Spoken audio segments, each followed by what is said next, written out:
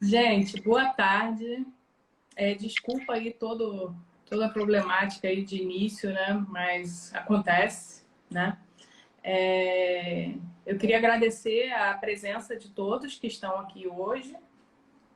Já estou vendo que já ingressou bastante gente.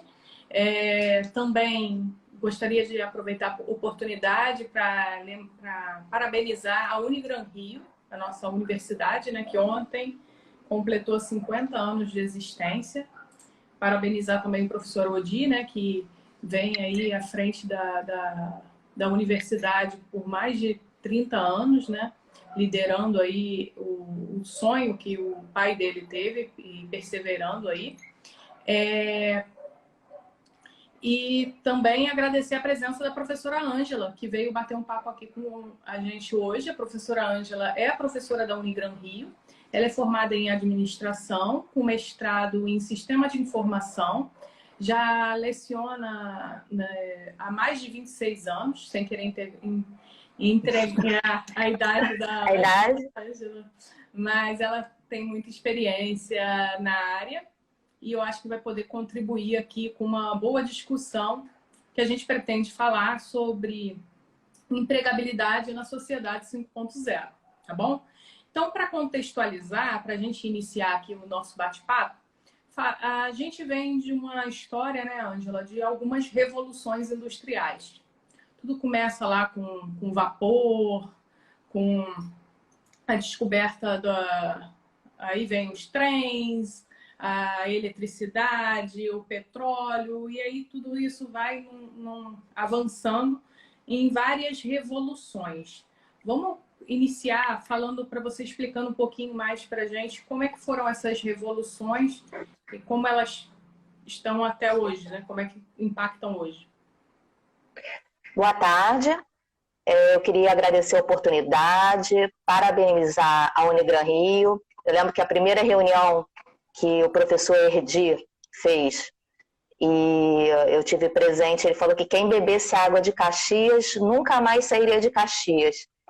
E eu vou aí para 9 anos de Unigran Rio, tanto na pós-graduação, na graduação, na EAD, e é uma empresa que eu gosto muito de trabalhar, e eu amo meus alunos, tem alguns aí que eu já vi, tem alguns professores, alguns alunos de outras instituições que eu trabalho que eu convidei, que eu já vi que estão presentes aí, já deram um tchauzinho.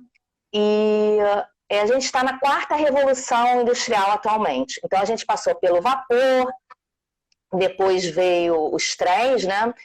A gente teve a linha férrea, que facilitou bastante. Depois nós tivemos a tecnologia presente na 3ª. E agora a 4ª revolução industrial, que a gente chama de indústria 4.0, é a primeira revolução que está sendo estudada enquanto acontece.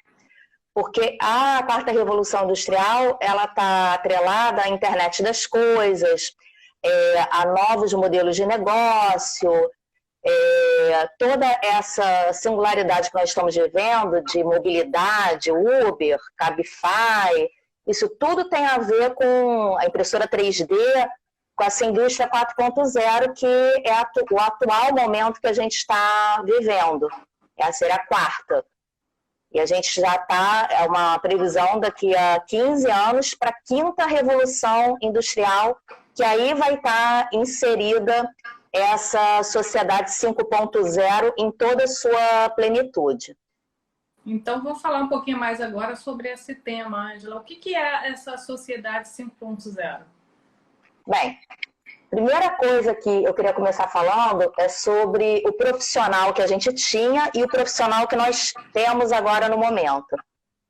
Nos anos 80, quem é dos anos 80 vai lembrar muito bem disso, o que era valorizado, na verdade, era a formação técnica. Então, você se formava em engenheiro, você era professor, você tinha uma absorção rápida pelo mercado de trabalho. Só que a sociedade mudou.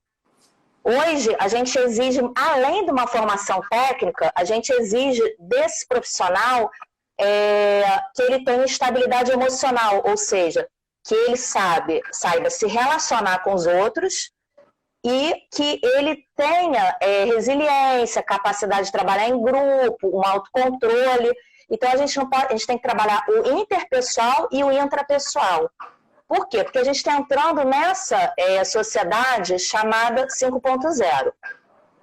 A sociedade 5.0 tem uma publicação de Gleiden, que é da Georgetown University, que ele fala dessa sociedade 5.0, que é um surgimento de novas entidades humanas e não humanas. E nós vamos estar inseridos nela. Como? Primeiro, a gente tem os seres humanos artificialmente aumentados. São aqueles, por exemplo, que usam aparelho auditivo, né, que aumenta a capacidade de audição. Por exemplo, uma implantação de um chip que trabalha algum sistema neural, né, a pessoa que é paraplégica e começa a andar, né, a gente tem várias pesquisas a respeito. Então, esses são seres humanos artificialmente aumentados, fazem parte da nossa sociedade atual. Os biologicamente naturais, que sou euzinha aqui, eu sou biologicamente natural, mas eu uso isso aqui para dar suporte a alguma tarefa, que é o óculos. Então, são aqueles seres que eles têm, somos nós humanos, mas que nós usamos algum gadget, um óculos, alguma coisa que vai nos auxiliar para a nossa completude, para a gente conseguir, por exemplo, uma visão melhor, que é o meu caso, desde o ano passado, ter que usar óculos. E, por exemplo, a gente tem agora também os meta-humanos, que são pessoas geneticamente modificadas. Então, aquela perseguição ao super-herói. O Spider-Man, o Super-Homem, a Mulher Maravilha, isso vai ser possível na nossa sociedade. Não voar, talvez, mas assim, com uma realidade aumentada do que a gente pode fazer. Então, esses meta-humanos, eles são aqueles que são geneticamente modificados na sua cadeia genética, se coloca algum outro gene que vai modificar alguma parte, ou visão, audição, ou criar asas, enfim. Temos os app-humanos. Os app-humanos, eu posso citar uma empresa que é do Elon Musk, que é o mesmo dono daquela SpaceX, que colocou aquele foguete no ar. No espaço. Isso, tem 10 dias, mais ou menos, né? E ele é dono de uma outra empresa que se chama Neuralink. E a Neuralink faz exatamente esse estudo, já está testando, já teve teste com vários humanos e está dando certo, né? Eles estão na segunda fase da pesquisa. E eles estão implantando chips cerebrais que promovem a conexão do homem com o computador imediato. É como se o seu cérebro acessasse a várias informações do computador. Então, a gente teria uma capacidade, uma agilidade de pensamento, né, de condensação, de tomada de decisão muito maior. Que a gente chama Hind Minds, essas pessoas que são app-humanos. Nós vamos ter, nessa sociedade 5.0, para quem gosta de Star Wars, robôs, os para-humanos, que são os androides, que dotados de inteligência artificial vão realizar tarefas humanas e vão ter alguma sequência de pensamento. Os não humanos, aqueles que são os computadores, os grandes servidores, que isso já é muito presente, né? A gente já utiliza ele o tempo todo. Então, esses são os personagens dessa sociedade 5.0, que parece que a gente está falando uma coisa muito futurista, mas não é. Elas estão penetrando na sociedade lentamente, mas daqui a 5 anos não tão lentamente. E esse profissional do futuro, essa empregabilidade, vai estar ligada a essa sociedade 5.0. E aí, vou voltar até um pouco agora, porque você está falando de coisas até que no futuro de 5 anos, que já estão sendo testadas e tudo mais, mas a gente tem muitas tecnologias que já estão presentes no nosso dia a dia e que impactam de uma forma muito grandiosa e que ainda, principalmente quando a gente fala de nível Brasil, estão bem atrás em termos de implantação, de domínio e tudo mais. Por exemplo, internet das coisas, né? Hoje a gente tem vários dispositivos que são conectados à internet e não a internet da coisa não é que basta o dispositivo estar conectado na internet, né? Ele tem que ter uma inteligência por trás daquela conexão, né? Por exemplo, está conectado com a Alexa, que é, por exemplo, uma inteligência artificial, que é da Amazon. Já tem a inteligência artificial do Google. Big Data também. Alguém está falando aqui da pandemia. Eu acho que a Big Data nunca ficou em tanta evidência quanto agora. Exatamente. Pela questão da pandemia. Mas o Big Data ele vai muito além disso, porque hoje em dia a gente gera a cada 2 dias, isso aí foi o ex-CEO da Google que falou, a cada 2 dias a gente gera a mesma quantidade de dados que foram gerados do início da civilização até 2003. Então, assim, é uma quantidade absurda de dados e até se falam, né, que os dados são o novo petróleo. E aí, quando eu falo de dados, é tudo, gente. É tudo que a gente coloca na rede social, é tudo que a gente faz no nosso celular, em qualquer lugar, e isso fica registrado de alguma forma e pode ter um valor, né? E eu acho que é isso também que vem hoje impactando muito isso dessa chamada sociedade 5.0, né, Ângela? Sim, eu estou vendo aqui, Dani, tem alguns alunos reclamando que o som está baixo. Eu estou te escutando perfeitamente, uns falam que está baixo, outros falam que não. Não, eu também estou escutando bem. Estou escutando muito bem. Eu vou botar até meu microfonezinho, eu nem botei ele para trás para ficar bem. Vou botar bem aqui, tá? Vê se melhorou aí. Não sei se é o meu ou se é o da Dani, porque eles estão... Sim, mas... eu estou escutando bem. Ali, a Silvinha botou que ela está escutando bem. Larissa tá normal, beleza. Mas de qualquer forma eu vou ficar dando uma segurada aqui no microfonezinho, que às vezes movimenta e atrapalha. Isso tudo que você falou, realmente a gente viu com a pandemia, e eu vou falar um pouquinho mais à frente sobre a pandemia, os efeitos, outras pandemias que tivemos e o que aconteceu com o mundo. Tudo isso vem de encontro ao que a gente chama de mundo VUCA, né, que tratar a grande complexidade do mundo que a gente está vivendo hoje. E o VUCA, ele vem de 4 palavrinhas em inglês que estão associadas à volatilidade, à incerteza, à complexidade e à ambiguidade. Então, a gente vive num mundo volátil, ou seja, tudo muda, a gente não tem muita certeza de nada. Você vê, a pandemia mostrou que vários softwares, como a gente depende de softwares, como nós dependemos do pessoal de TI, como nós conseguimos nos adaptar, né? E rapidamente, a Magalu, a Magazine Luiza, a Maria Luiza Trajano, estava falando que o que ela levava 50 semanas, ela fez em 5 semanas. Então, a gente teve todo esse cenário de incerteza que o mundo VUCA fala, que a gente precisou de quê? De um entendimento, de uma colaboração. Vivemos num mundo complexo, cada um tem o seu jeito, cada um tem suas necessidades, mas a gente precisa de quê? De uma clareza. A gente precisa de indivíduos que saibam interagir, que estejam abertos a trabalhar pelo coletivo. E a gente vive num mundo ambíguo. E nessa época de fake news, que muito se fala, né, da ambiguidade de uma mensagem, a gente tem que ter uma agilidade, mas a gente tem que ter iterações de valor, porque se o discurso não está alinhado, se eu não sou claro no que eu falo, acaba gerando uma ambiguidade dos conceitos. E o BI que você falou, a inteligência artificial, eles servem como métricas para a gente conseguir, né, chegar a uma tomada de decisão mais assertiva, que a gente consiga atender a clientela melhor, que a gente consiga trazer para a sociedade um ganho mais rápido, mais ágil, integrado com as necessidades que a gente precisa. O impacto é grande, né? Porque no sentido de que quando a gente trabalha, por exemplo, com Big Data, inteligência artificial, como a IBM, por exemplo, que é pioneira, que tem aí o IBM Watson, por exemplo, estava trabalhando na pesquisa de vacinas para a questão do coronavírus. E essa pesquisa, por exemplo, ela não era realizada só liderada pela IBM, era em conjunto com todo mundo e qualquer pessoa do mundo poderia estar participando. Em que sentido?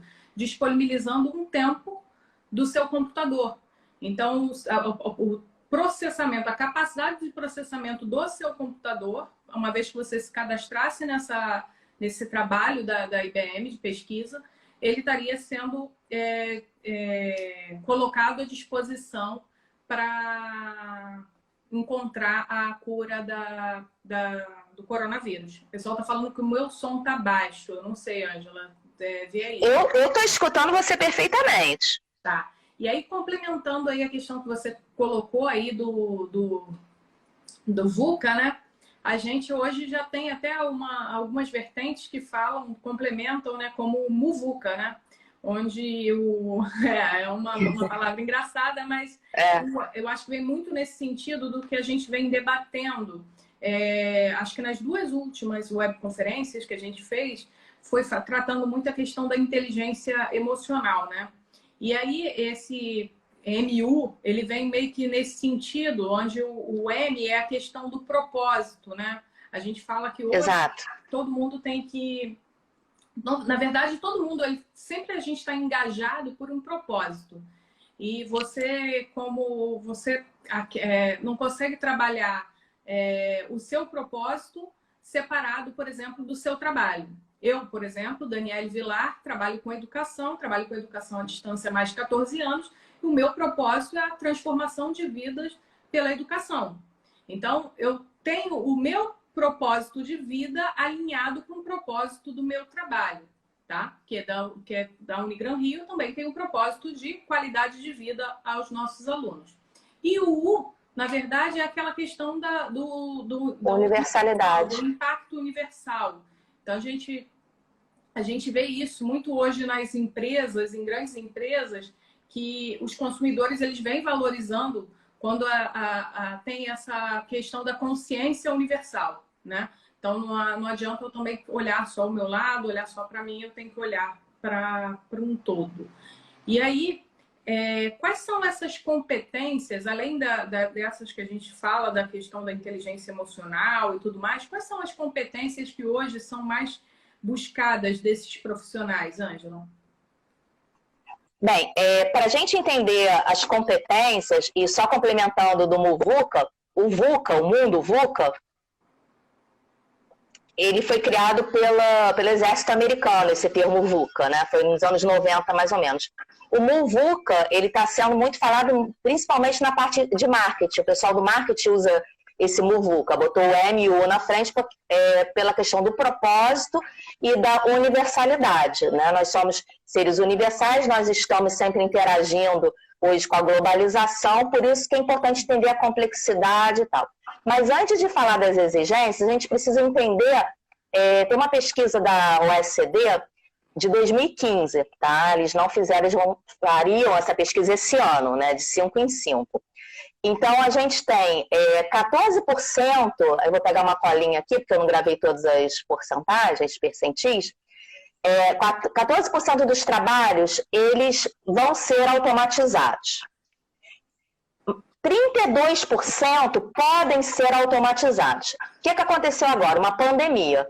Então, a gente viu muita coisa ser automatizada, muita coisa indo para o Omnichannel. Omnichannel é você passar uma coisa, por exemplo, que é presencial para o virtual, ou vice-versa, né? Então, você fazer as mudanças de canais. A gente viu isso agora na pandemia. Muita loja pequenininha, né, que só atendia presencialmente, se adaptou a atender pelo WhatsApp, a abrir um Instagram, enfim, usar alguma rede. A gente tem um outro problema para a gente entender as competências, que eu não me perdi, tá, Dani? As competências que estão exigindo, só para a gente entender. Até 1980, nós, num grupo de 100, nós tínhamos 20 pessoas com mais de 65 anos. Em 2015, dos 100, 28 tem mais de 65. E a gente vai chegar em 2050 com 53 de 100 pessoas com mais de 65 anos. Então, a primeira coisa, a gente vai ter um mercado maduro, né? A gente vai ter pessoas, né, mais idosas trabalhando, tá? crescendo, né, aos poucos, mas está aumentando. O Brasil não é um país mais de jovens. A outra coisa é que os adultos, 60% hoje, não têm as habilidades necessárias para estar no mercado de trabalho, para serem absorvidos pelo mercado de trabalho. Quando eu falo adultos, são maiores de 18 anos.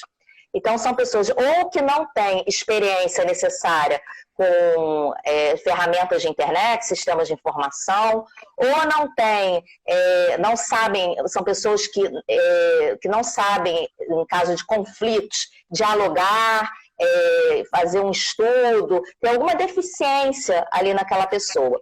Então, 60% é um quadro muito grande. O outro caso é que a gente tem muito as pessoas desfavorecidas que estão sem formação e que nós precisamos formar, porque não adianta a gente ter várias pessoas no mercado que saibam, tenham as habilidades, tenham as competências e o restante não, porque a gente não vai evoluir, a gente vai involuir, nós precisamos de pares para trabalhar em todas as demandas. A outra coisa é que de 1 a cada 7 pessoas trabalham por conta própria.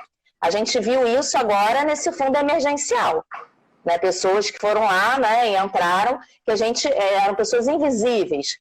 E 1 em cada 9 estão em contratos temporários. Bem, eu dei essa introdução para a gente entender o que a gente tem de profissões em alta. E o que a gente precisa? A gente tem o analista de BI, que você já até falou um pouco, né, de Business Intelligence, que a gente precisa trabalhar esses dados para que a gente tome alguma decisão. A gente tem aquele supply chain, que é a cadeia de suprimentos. A gente precisa muito de gerentes de cadeia de suprimentos, porque a gente viu agora nas entregas, né, uma Amazon, se ela não tem isso muito controlado, a logística, como é que sai, como é que entra, né, o pagamento, então a gente precisa dessas pessoas com essa visão. A gente tem que ter os profissionais de Agile, que trabalham com metodologias ágeis. O que é uma metodologia ágil? Você fazer entregas em tempos determinados. Não é que a pessoa saia correndo, a agilidade não é correr. A agilidade é você entregar o projeto em pequenas segmentações. Por exemplo, a cada 15 dias você entrega uma parte de um projeto, ou a cada 30 dias, e não esperar ao final do processo para entregar aquele produto pronto. Então, a gente precisa de pessoas que pensem com o mindset de metodologia ágil. E isso não é uma coisa assim, eu virei ágil, eu vou entregar isso. Não é. A gente precisa de pessoas que tenham formação para isso, que entendam toda a cadeia para conseguir ver aonde tem aquela falha, minimizar aquela falha, fazer os ajustes necessários para que essas entregas sejam ágeis. A outra coisa é engenheiro de software, tudo que está relacionado à ciência de dados, especialista em segurança de informação. Isso é essencial. E o que a gente precisa? Primeira coisa, de uma pessoa que ela tenha um pensamento ágil, né? Que ela consiga concatenar as ideias para fazer entregas realmente eficientes. Outra coisa, trabalhar em grupo. Fala-se tanto disso e tivemos tantas lives aqui falando sobre a habilidade intra e interpessoal, mas parece que quanto mais a gente fala, as pessoas não entendem, elas não trabalham o interior, não trabalham a possibilidade de quando você tem um debate, você tem uma calma interna para conseguir clarificar aquelas ideias e dar o melhor de si. Outro ponto você cumpre o que você promete? Se é dada uma tarefa, você fala que vai entregar, você entrega essa tarefa? Se você entrega, é o mínimo, você tem que entregar além. Então, a gente está precisando de profissionais que entreguem além do que é solicitado. Não fique esperando naquela inércia, pedindo alguém mandar. Então, a gente precisa de pessoas autogerenciáveis, pessoas que sabem gerenciar o tempo, as suas habilidades, suas competências. A gente está vivendo num mundo que as pessoas sequer sabem quais são as habilidades dela, o que é que ela tem a oferecer. A gente tem que fazer essa reflexão. O que eu tenho a oferecer para a minha empresa? Ela está adequada? O que eu tenho a oferecer realmente se adequa? Não? Então, o que eu posso fazer para melhorar? O que eu tenho que procurar? Eu tenho que fazer um curso? Eu tenho que conversar mais com meus pares? Eu tenho que trabalhar melhor a minha fala, melhor a minha comunicação? Então, isso é uma coisa que tem que ser trabalhada. Peraí. Muitas questões aqui colocadas pela Ângela, né? Me lembram assim, o Alvin Toffler, ele fala que o analfabeto do século XXI não é aquele que não sabe ler e escrever, e sim aquele que ele não sabe aprender, desaprender para reaprender. E isso eu acho que é importantíssimo, porque nesse contexto de avanço tecnológico, de revoluções que estão acontecendo, e tudo isso é muito rápido. Se vocês pararem para pensar na linha histórica de evolução dessas revoluções, na primeira ela durou tantos anos, a segunda, elas vão encurtando essas ondas de revoluções. Então é tudo muito rápido. E isso exige com que nós, profissionais, sejamos também mais rápidos a nos adequar a essas novas competências que são necessárias. Então, é uma competência muito importante a gente ter essa capacidade de quê? De desaprender para reaprender. É uma mudança mesmo de mindset que é extremamente necessária para conseguir se adequar a esse novo cenário. Só que a Ângela colocou aí, falou muito de profissionais e de profissões, de tendências ligadas à tecnologia. Mas outra coisa que eu acho muito interessante, que todo mundo fala assim, nossa, mas vai ter espaço para mim nesse cenário de inteligência artificial, a gente está vendo aí, principalmente na indústria de call center, hoje em dia a Bia, do Bradesco, a Vivo também já tem, e várias outras. Os chatbots. 90% do atendimento já são realizados por inteligência artificial. Então, vai ter espaço para mim? Eu tenho uma frase que eu acho que é bem interessante, que eu acho que é importante para vocês refletirem, que acho que é da Marta Gabriel. Fala assim, não quer ser substituído por um robô? Não seja um robô. Então, eu acho que o lado humano também entra muito em ênfase. Então, uma profissão que está em alta, o X Experience, entender a experiência do consumidor, a própria psicologia do consumo. Então, tudo isso são questões ligadas à humanidade.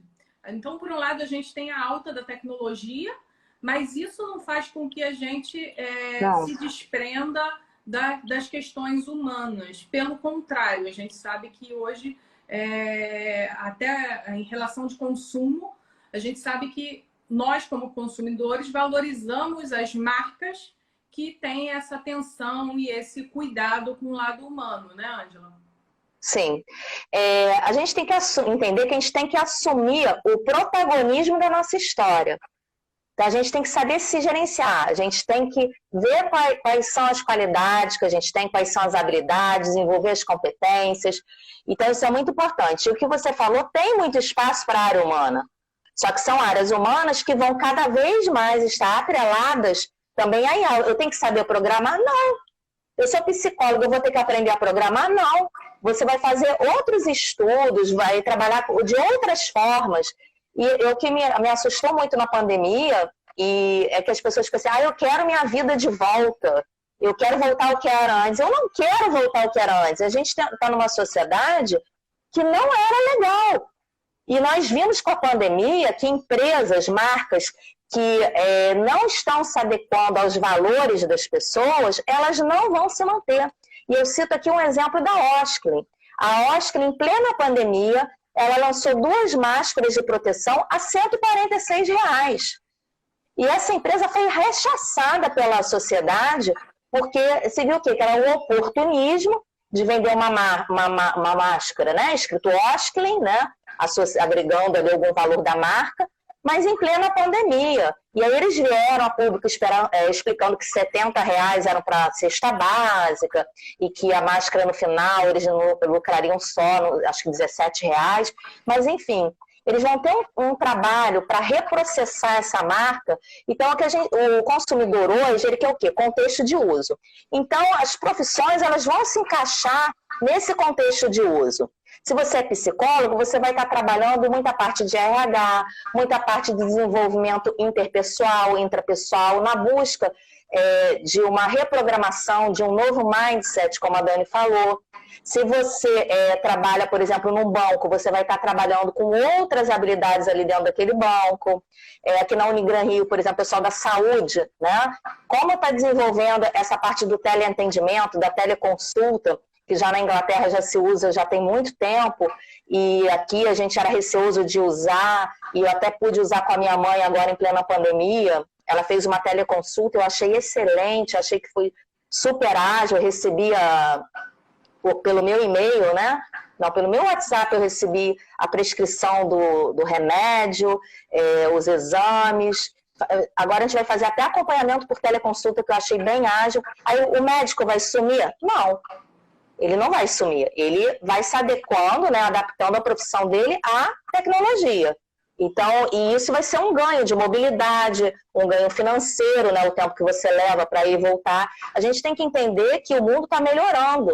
Apesar das pessoas estarem falando tantas coisas de pessimismo do mundo, não. Se você pegar a história antiga e a atual, a gente está evoluindo, a gente está melhorando.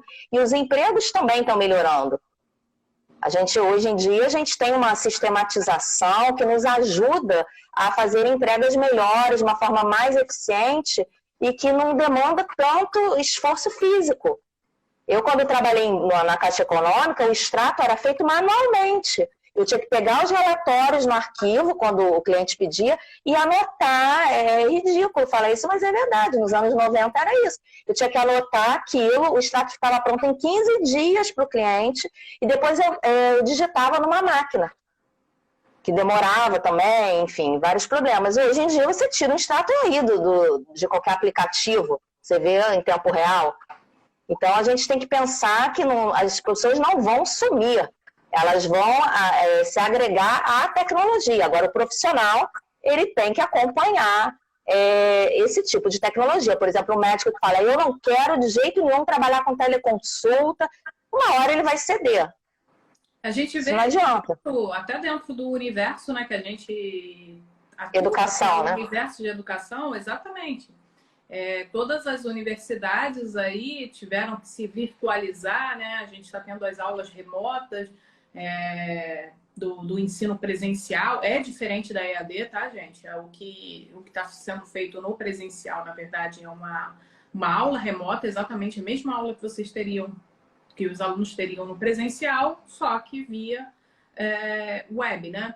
Então, o que a Ângela colocou é que tudo está se reinventando por conta dessa tecnologia. E tudo que é operacional, tudo que é burocrático, isso não tem espaço no mundo tecnológico.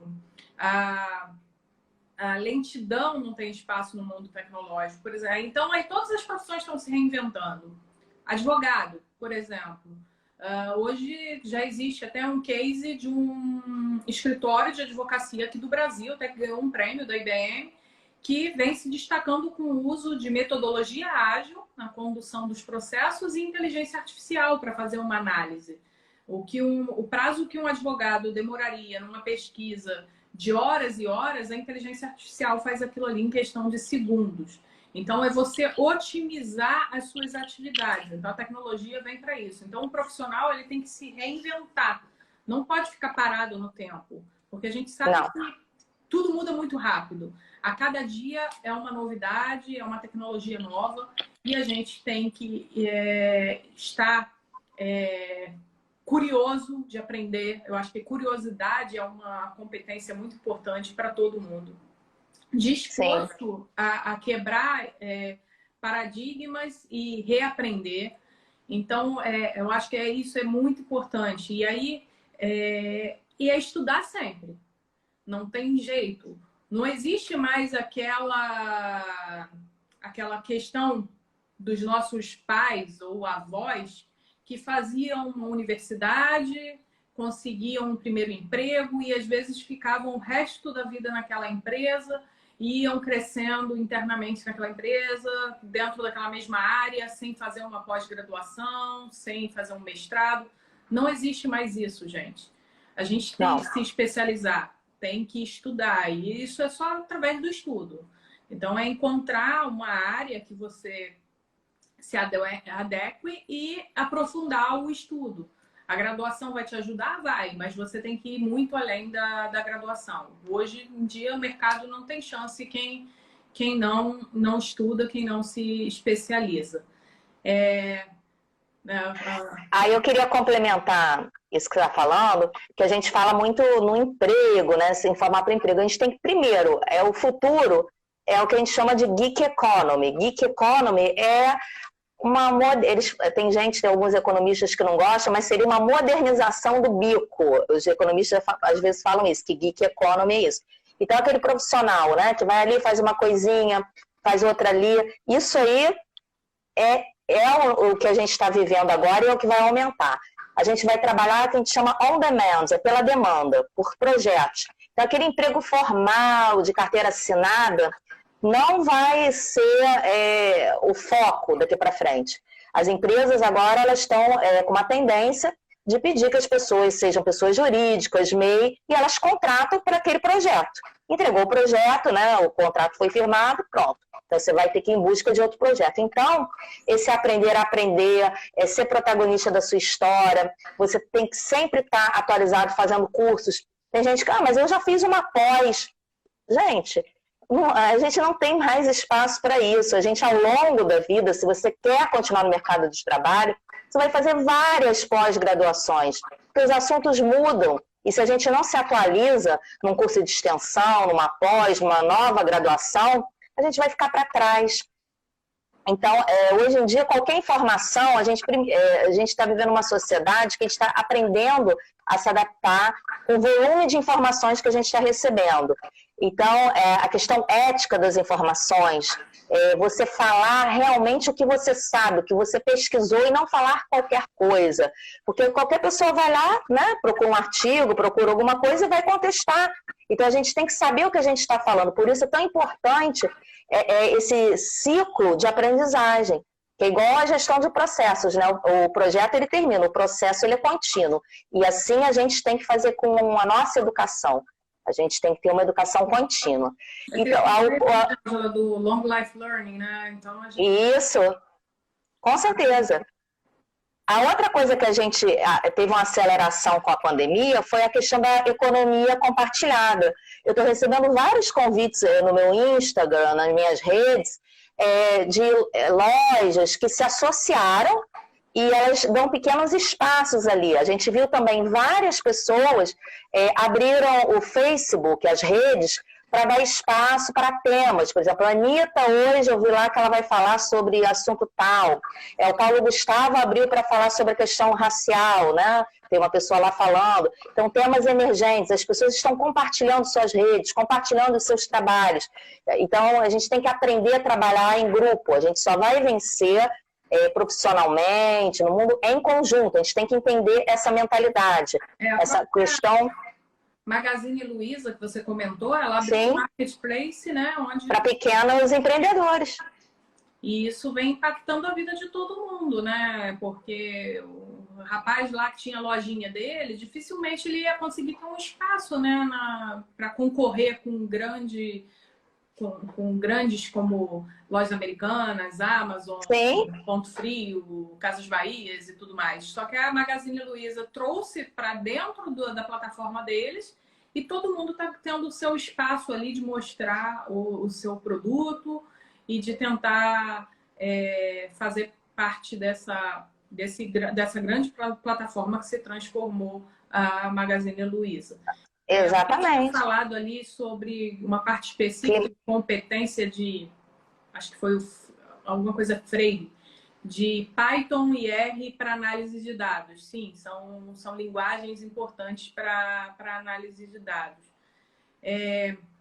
Mas a questão essa transformação, Ângela, e aí a gente está falando aí de educação, que com certeza as pessoas precisam ter essa consciência de que não tem mais como, estudei, me formei e acabou. Para o resto da vida, estudar. E isso é bem legal, gente, aprender coisas novas. Eu mesma sou formada em Direito, meu mestrado é em Tecnologia Educacional, mas agora eu faço o MBA em Big Data. Então, estudo toda a área de tecnologia, eu gosto muito da área de tecnologia. Então, é você aprender coisas novas e isso ajuda muito. E outras dicas que a gente pode dar aí, Ângela, para o pessoal que quer se inserir aí nesse novo mercado aí na Sociedade 5.0? Vou dar. A primeira coisa é a gente está com 5,5 milhões de pessoas trabalhando com aplicativos no Brasil. É muita coisa. Né? É verdade. É porque acaba também que tem essa questão da informalidade, né, que você falou. E aí essa movimentação até de aplicativos, de delivery, iFood e tudo mais, proporciona isso, além do Uber e tudo mais. Tem essa questão da inovação, que é super importante, e do empreendedorismo. Por isso que vai muito de encontro daquilo que você falou do trabalho como PJ e tudo mais. A gente, para empreendedorismo, as pessoas. O empreendedorismo é a melhor solução para a divisão de renda no mundo. Por quê? Porque quando você tem grandes empresas, então aquela riqueza fica na mão do dono, né? Ou daqueles sócios daquela empresa. Quando você empreende, é a forma mais digna de você distribuir o capital. Porque as pessoas são pequenos empreendedores, então aquilo vai distribuindo. Então, você vai colocar a riqueza em várias mãos. Só que para empreender, primeira coisa, você tem que saber se você tem espírito empreendedor. Porque às vezes a gente tem um espírito de executor, de sucessor. E não tem nada mal nisso. Porque empreender não é uma coisa simples. As pessoas falam muito em inovação. Inovação não é ter uma ideia. Inovação é você ter uma ideia e fazer aquela ideia comercializável. E às vezes, eu tive uma ideia, mas se ela não é comercializável, ela não é inovadora. Então, empreender não é uma tarefa trivial. Empreender, você tem que agir. Se aparece um erro, você tem que corrigir rapidamente. Aí as pessoas, mas eu tenho medo de agir. Então, você não pode ser empreendedora. Porque quem tem medo de agir não pode empreender. Talvez você seja um bom executor. Então, você vai arranjar para trabalhar em alguma organização. Ou você, às vezes, tem perfil de sucessor. Você não quer ser o dono, mas você quer ser o CEO, você quer ser o diretor de alguma empresa, você quer se preparar para isso. Você quer trabalhar, mas você quer num cargo mais alto nível. Então, a ação é sempre um disparo inicial, e você tem que ter atitude. Por quê? Porque a sociedade, ela quer o quê? Benefício, ela quer experiência, ela quer ter aquela sensação de pertencimento, e isso é explicado lá na pirâmide de Maslow. Primeiro, as necessidades básicas do ser humano, né? E a gente vai evoluindo e a gente quer pertencer, a gente quer uma autorrealização. Então, as dicas que eu daria, né, para o profissional. Primeira coisa, a rede não é mais sua. Então, se você tem Facebook, Instagram, LinkedIn, você tem que entender que as pessoas vão acessar aquela sua rede.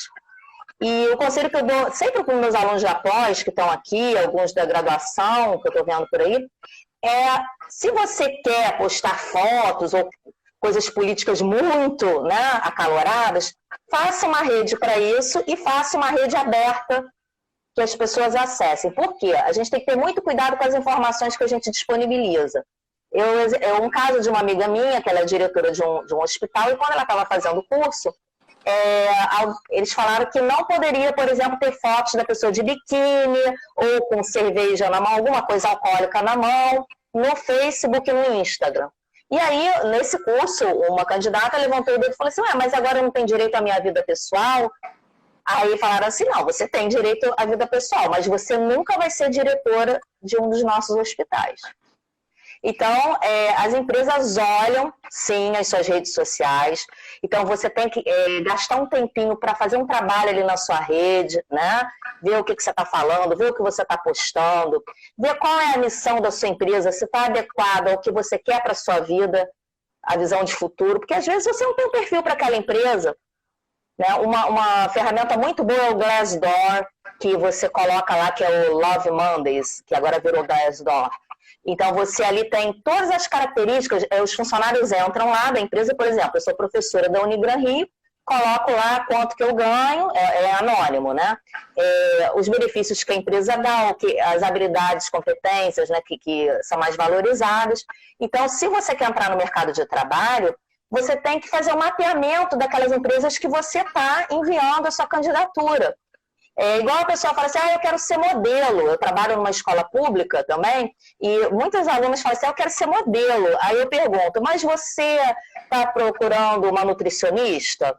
Você já viu quais as marcas, né? Você já sabe qual que é a Chanel, a Hermès, você conhece essas marcas? Não conheço. Mas como é que você quer ser modelo se você não entende nada do mundo da moda? Hoje em dia não tem mais essa aí descobrir aquele talento andando na rua. Não existe mais isso. Então, você tem que fazer a primeira coisa, se você quer entrar no mercado de trabalho e continuar no mercado de trabalho. É fazer o mapeamento das empresas que você acha que você tem aderência. Ver se seu currículo está aderente àquilo ali, se não está, o que você tem que fazer. Se a missão, a visão de futuro daquela empresa está de acordo ao que você busca. Então, analisar o mercado. Rever suas competências. Se você realmente tem aquelas competências que estão sendo exigidas para aquele cargo. Investir na sua formação, primordial. Uma outra coisa, que é uma dica assim, bem atual. Muitas empresas já fazem, por teleconferência, videochamadas, entrevistas de emprego. Então, grave vídeos de você falando, veja como é que você se comporta. Hoje em dia, todo mundo tem celular, né? Todo mundo tem acesso. Então, simule uma entrevista e vá respondendo. Faça você a pergunta e responda. E vê como é que você se comporta. Se você não gagueja, se você fica muito, né, olhando assim, para você ir melhorando. Vá gravando esse vídeo que você vai melhorar. Né? Você vai melhorar sua fala, o seu vocabulário. A questão do vocabulário é muito importante. Coloque um dicionário do seu lado, dicionário mesmo, gente, impresso. É importante, às vezes, ter coisas impressas, assim. E todo dia, quando você escrever um texto, substitua aquelas palavras por adjetivos, para você ampliar o seu vocabulário. Vai procurando palavras similares, né, para você ir agregando cada vez mais o seu vocabulário. Estude o vocabulário do seu mercado, quais são as palavras que são mais utilizadas. Por exemplo, dentro de administração. Quando eu me formei em administração, falava-se em reengenharia, tudo era em reengenharia. Hoje em dia, quais são os vocabulários da administração? É compliance, governança, mindset. Né? Vão modificando. O vocabulário vai modificando. E você tem que acompanhar. Se você quer atuar naquele ramo, você tem que trabalhar isso. A outra dica é LinkedIn. Tem que ter LinkedIn. Tem gente que está aí com 18, 20 anos e não tem um LinkedIn. Você tem que ter. Porque ali você busca vagas, você se coloca. Várias vezes eu recebo mensagem no LinkedIn perguntando se eu não quero fazer entrevista de emprego para tais empresas. Porque eu me formei em sistemas de informação, muitas dessas empresas entram em contato para isso. Então, não tem como não ter um LinkedIn. Tem que ter. E o network? Uma rede... Exatamente. Porque as pessoas ali te avaliam, você pode colocar artigos ali que você escreveu ou que você teve uma ideia de escrever, você coloca. Ali é uma vitrine, né, Odânia, das empresas. Quando vocês contratam aí na Unigran Rio, as pessoas, vocês olham o LinkedIn dela para ver, né, o que ela está seguindo, o que ela está fazendo. E toda empresa faz isso. Olha o Instagram, olha o Facebook. Tem empresa que no currículo virtual, a Ambev, por exemplo, no trabalho conosco, você entra lá, ela pede LinkedIn, Instagram, já coloca lá. Ali sobre vocabulário, Ângela, foi realmente, você está corretíssima. Você tem que entender o vocabulário da sua área. Travou você aí. As mudanças, né? Achei engraçado.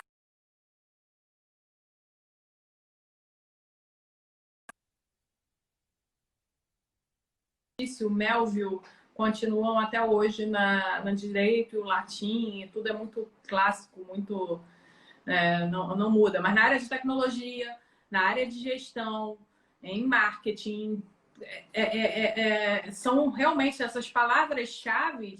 E o que está por trás dessa palavra-chave? Hoje aqui, durante a palestra, A Ângela citou várias. O Omnichannel no marketing é tendência, o UX, IoT, Big Data, tudo isso vocês precisam estar por dentro.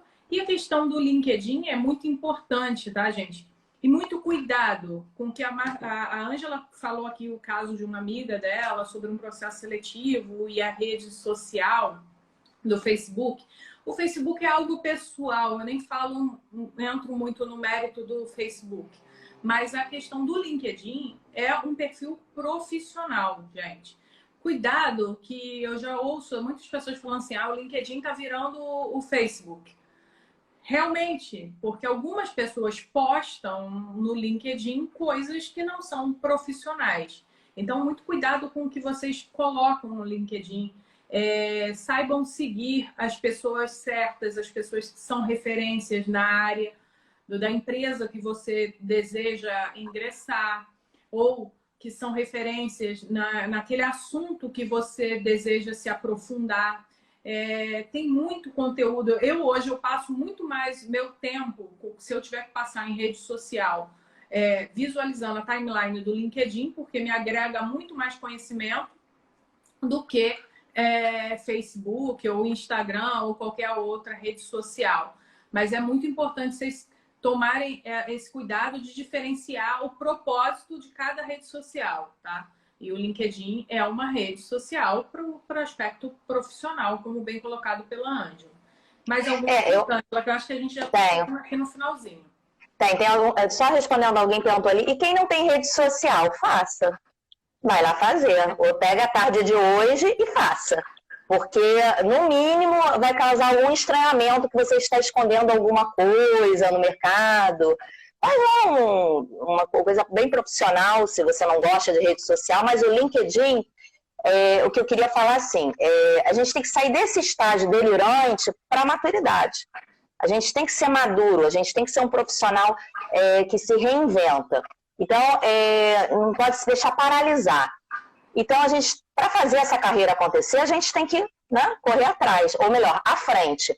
Então, abrir uma conta no LinkedIn, se cadastrar para entrevistas, para processos seletivos, porque quanto mais processo seletivo você faz, mais apta você vai ficar para o que realmente você quer, porque você tem que entender como é que funciona os processos seletivos. Mesmo que você esteja empregado, não há mal nenhum se candidatar para outras empresas. Você não sabe o que aquela empresa ali vai lhe oferecer, se algum dia tem interesse. Então, é muito importante isso, manter esse feedback com as empresas, né? Entre nos sites das empresas, vejam o que elas estão fazendo.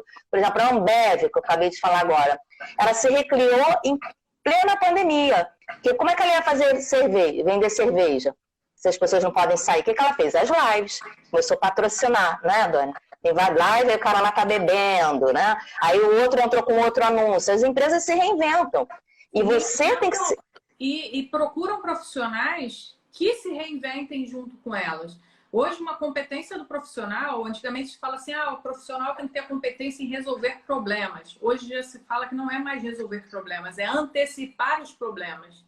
Então, você tem que se reinventar. Se você não tem um LinkedIn, igual a Ângela falou, faça, é importantíssimo.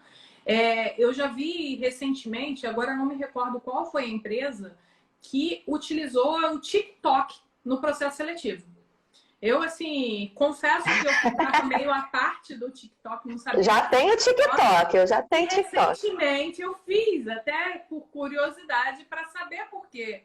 Você não precisa ser um usuário assíduo, mas você precisa conhecer aquilo que está em ênfase, em discussão, no cenário atual, no mundo que você vive, no contexto que você está. Você não pode viver apartado, porque senão você não vai conseguir um espaço, se integrar nesse mundo.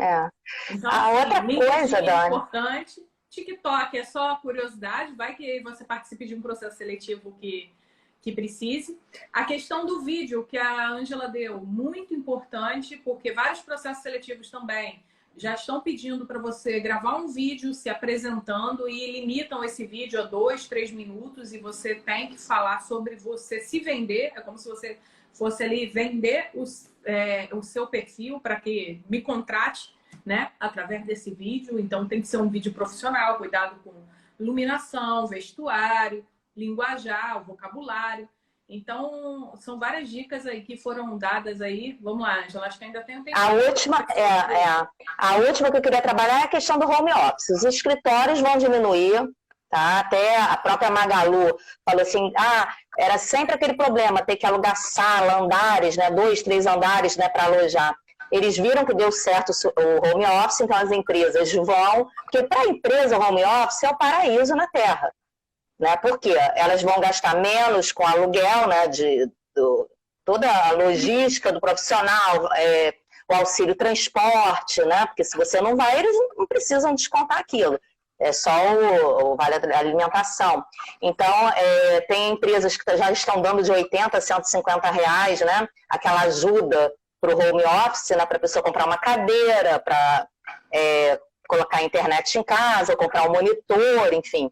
As empresas estão se adaptando. Então, é importante que vocês separem também, dentro da casa de vocês, já um cantinho para fazer live, né? Eu já vou ter que me adaptar, eu falo conversando outro dia com a Dani, né? Vou ter que já procurar mais um outro espaço de trabalho melhor do que o que eu tenho hoje. Já então, o home office... um espaço para trabalhar e para estudar, tá, gente? Exatamente. Para estudar também. E aí eu queria terminar fazendo um convite para quem não está terminando a graduação, tem que fazer pós-graduação. Hoje em dia, só a graduação não é diferencial algum. Pelo contrário, isso a manada faz a graduação, é o mínimo que você pode oferecer, é uma graduação. A pós-graduação é muito importante, porque ela que vai direcionar você, por exemplo, administração de empresas. É muito grande, uma empresa é muito grande. Então, se você gosta de RH, você vai fazer uma pós em RH, que aí você vai afinar o seu discurso com o profissional. Alguém perguntou assim, e o que você acha do profissional interdisciplinar? Isso é ótimo. Só que quem é especialista em tudo não é especialista em nada. Não tem, por exemplo, eu me formei em administração, trabalhei com educação, trabalhei em empresa, fiz mestrado em sistemas de informação, porque eu queria acrescentar no meu currículo, né? Alguma coisa de sistemas ligados à informatização e tal. Mas você tem que ser um especialista em alguma coisa. E se você pegar qualquer líder, qualquer CEO, ele entende de vários assuntos, mas ele é especialista em um aluno. O Jeff Bezos, por exemplo, da Amazon. Por que ele fundou a Amazon? Porque ele foi fazer um curso de como montar uma livraria. Chegando ali, ele ficou encantado com aquilo, só que ele, como já era um cara de bolsa de valores, que entendia de tecnologia, o que ele fez? Resolveu abrir uma livraria virtual, o que virou hoje a Amazon. Mas ele tinha uma paixão, ele tinha um propósito, que aí entra no seu mundo, muvuca, né? De você ter um propósito, mas você tem que associar com as habilidades e competências que você desenvolveu. Não tem importância nenhuma ser interdisciplinar, tem importância você não entender profundamente de nada. Aí não tem, você tem que ser profundo em alguma coisa, e aí, que aí é o seu alicerce e você se reconstruindo. Então é muito importante a pós-graduação, a formação contínua. E acho que é isso, Ângela. Vamos finalizar, gente? Entendeu, né? Vamos finalizar que já deu tempo. Gente, muito obrigada. Queria agradecer aí a presença de todos que acompanharam. Eu sei que alguns aí a gente não conseguiu ler todas as perguntas, mas eu estava meio que atenta aqui tentando puxar, e a Ângela também. Espero que tenha sido esclarecedor todos os pontos. Não esqueçam de todas as dicas, tá? Quem não tem LinkedIn, faça o LinkedIn, aproveita a professora Ângela. E pode me adicionar lá. Kelly Vilar. Pode me adicionar lá, Ângela Paula Bastos. Olá. Muito e Daniele Vilar. Muito obrigada a todos. Semana que vem a gente tem mais uma live, tá bom? E o link, ele tá na bio do NEAD, tá? A bio, para quem não estava se localizando. Aí é outra coisa importante, tá? A bio é uma das palavrinhas aí que são importantes agora no Instagram. É a página inicial do Instagram do NEAD. Então lá tá o link para vocês ganharem a hora de atividade complementar, e ele vai ficar salvo por